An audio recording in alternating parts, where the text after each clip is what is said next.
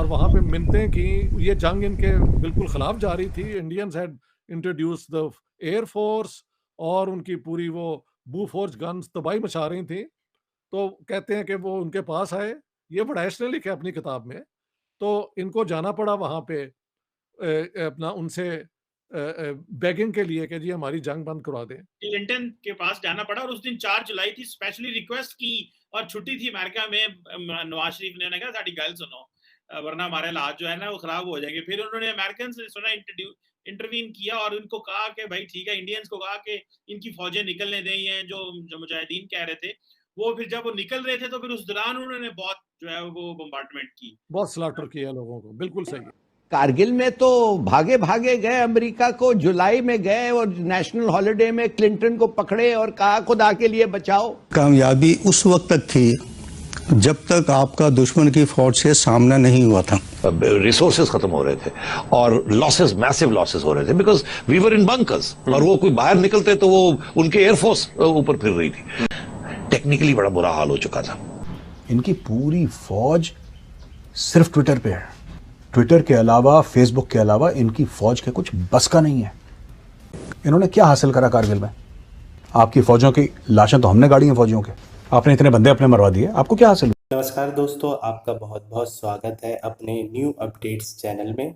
दोस्तों, कारगिल वॉर के वीरों की गाथा आपने बहुत सुनी होगी और कुछ लोगों को वो दिन भी याद होगा जब ये वॉर शुरू हुई थी और रेडियो और टीवी पर खबर सुनने को मिलती थी। वॉर के शुरुआत में भारत ने बहुत सारी कैजुअल्टी उठाई और नुकसान करवाया, क्योंकि पाकिस्तानी फौज हिमालय की चोटी पे बंकर बनाकर या भारतीय बंकर पर कब्जा करके बैठे थे और हमारी फौज सारी नीचे थी।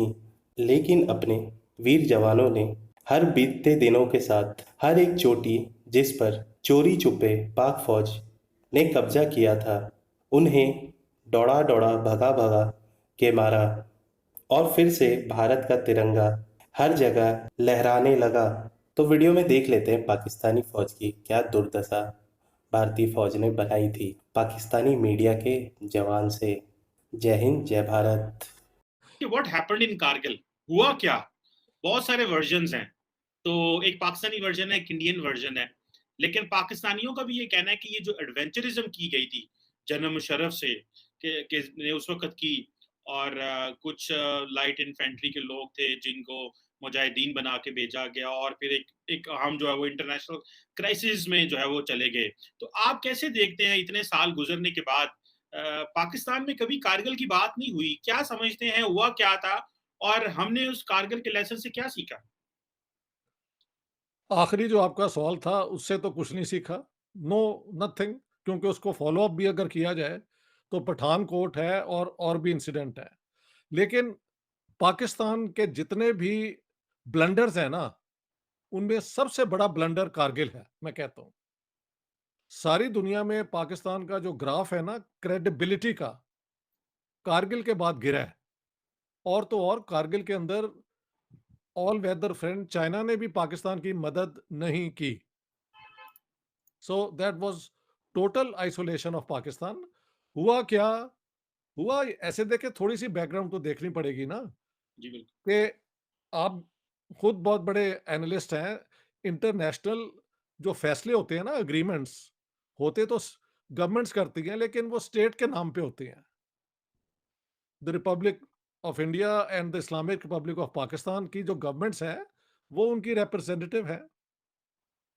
तो इसकी बैकग्राउंड ये है कि 98 मई में इंडिया ने अपने न्यूक्लियर जो डिवाइसेस हैं वो टेस्ट किए। उसी महीने के आखिर में पाकिस्तान ने किए। तो इस इलाके की जो है ना सिक्योरिटी और फीलिंग ऑफ इनसिक्योरिटी, ये सारा कुछ जो है एक और लेवल पे पहुंच गया। क्योंकि once nuclear weapons are introduced in an area of tension जो है, तो नेचर ऑफ कॉन्फ्लिक्ट बहुत ज्यादा सीरियस हो जाता है। साथ साथ सार्क का भी एक काम चल रहा था।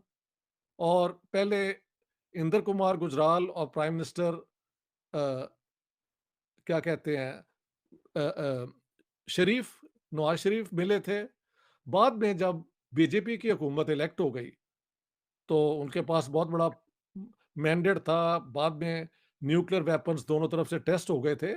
इन हालात में जब सार्क की एक मीटिंग में प्राइम मिनिस्टर अपना नवाज शरीफ और प्राइम मिनिस्टर अटल बिहारी वाजपेयी की मुलाकात हुई तो वहां पे with in the SAARC charter इनकी एक डिसीजन हुई कि we will meet to bring to end the era of conflict.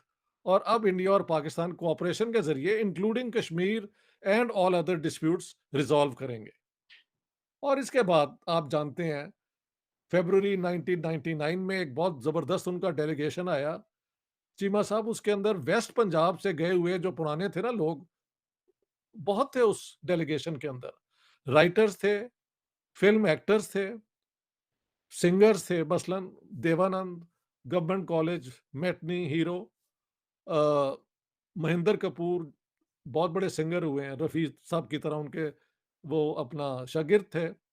और इस तरह सियालकोट से कुलदीप नैयर और कई नाम मैं आपको बता सकता हूँ। तो ये एक खैर सगाली का विजिट थी और जो एक बहुत बड़ा प्रॉब्लम पार्टीशन का था कि हिंदू महासभा या हिंदू राइट ने पार्टीशन को कभी नहीं था माना और कांग्रेस को ब्लेम किया था। लेकिन वाजपेयी साहब on his own initiative went to Pakistan Minar और वहां पे उन्होंने ऐलान किया कि आज के बाद जो हमारा एक था ना कि हम पार्टीशन को नहीं मानते, वो खत्म हो गया है। हम पाकिस्तान को तस्लीम करते हैं as a major nation of South Asia and we will work in cooperation. ठीक है, ये स्पिरिट में लाहौर अकॉर्ड जो है वो साइन हुआ था।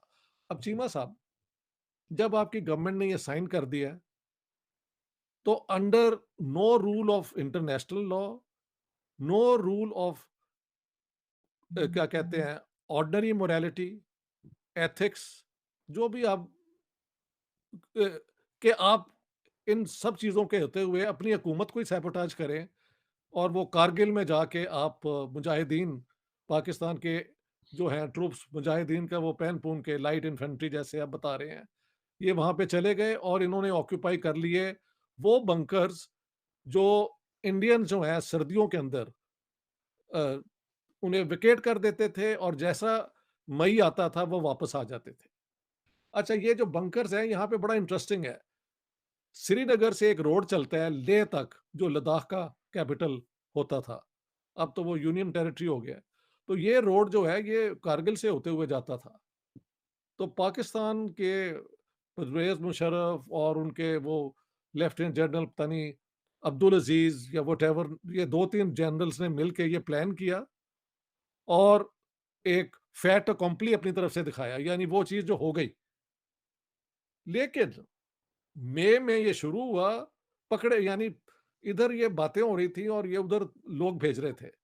मई में फाइनली इट वाज डिस्कवर्ड कि यार ये तो बंकर जो हैं they are occupied by Pakistanis. तो फिर इंडियन जो हैं they were caught off guard. उन्होंने फिर अपनी मोबिलाइजेशन की और एक जंग हुई। ये साथ रिकॉर्ड पे ले आए कि 2 न्यूक्लियर वेपन स्टेट की एक जंग होना this is the only case, अभी तक नहीं कहीं भी हुआ। चाइना और इंडिया की जब हुई थी तो India was not a nuclear power then and I think not even China ने 64 में किया है। तो हिस्ट्री में 2 nuclear powers going to war, although this was a mini war और कन्वेंशनल वेपन्स इस्तेमाल हुए, लेकिन उनके पास आर्सेनल तो था ना हथियार। तो ये कारगिल की एक बैकग्राउंड है। इसमें डॉक्टर साहब जो इम्पोर्टेंट चीज है जी, एक चीज तो जारी बात है, मुशर्रफ ने उस वक्त छुपाई, बहुत सारी चीजें छुपाई और हमने ये कहा जी कि ये बेसिकली चलो दोस्तों, वीडियो में इतना ही। अगर वीडियो पसंद आए तो वीडियो पे लाइक और कमेंट ज़रूर कर दें। साथ ही साथ इस चैनल पे नए हैं तो चैनल को सब्सक्राइब कर लें और नोटिफिकेशन बेल भी दबा दें, जिससे हमारी नई नई वीडियो आपको मिलती रहेंगी।